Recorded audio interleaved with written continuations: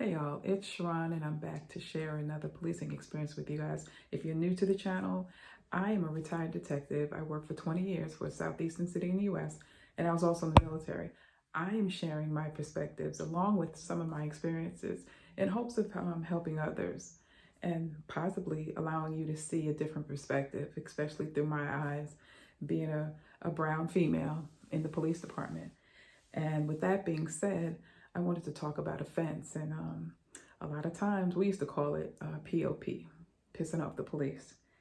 And we had charges like hibachi and all that stuff. But pissing off the police, you see it all the time in the news where people might get smart or say something offensive to the officer. And you could see clearly that the officer catches feelings, as they used to say, and get upset and then takes his or her authority and starts to apply it excessively. And I am probably guilty of that to some degree when I first started out in policing.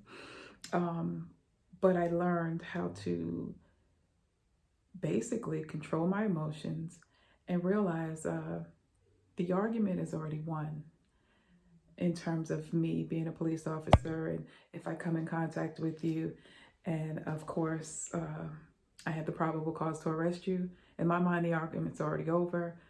You could say whatever. You going to jail, I'm going home. But there was a time when I would let what people say offend me. One particular time, I probably mentioned this before, somebody called me an Uncle Tom. And the meaning of Uncle Tom that I knew about was somebody that was just, sold out, a sorry individual, if you will.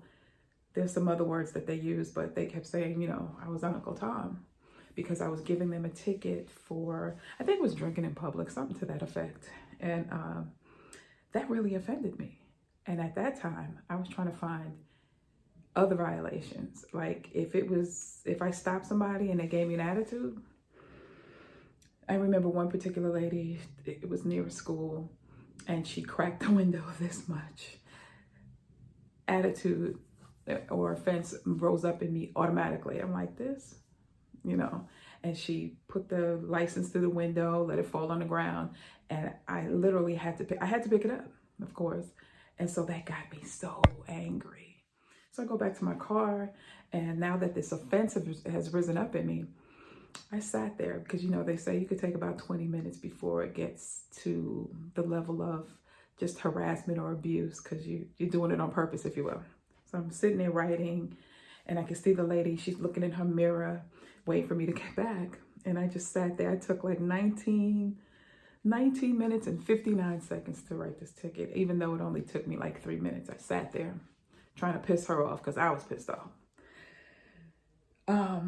The offense, now that I think about it, and as I thought about it over the years, it was something within me, because I let, the offense of her putting down the window because she didn't want to interact with the police officer and whatever her experience was, I didn't care about that. I was like, you're going to respect me and this badge I'm wearing. And over the years, I realized that you don't necessarily have to respect the person in the uniform or in the badge. I always thought that you had to do that.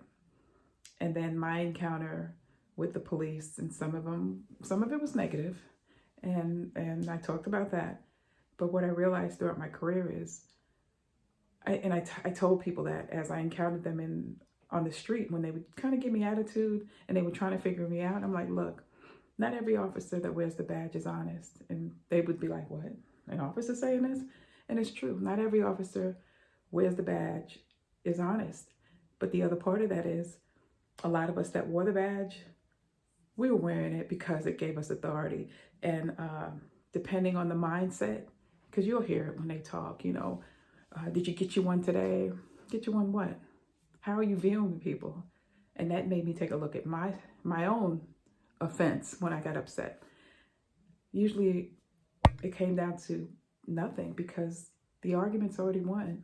If I stop you, I'm legit stopping you, you're going to get the ticket. If probable cause is built up because I was called to a scene and you have to be arrested, the handcuffs are going on.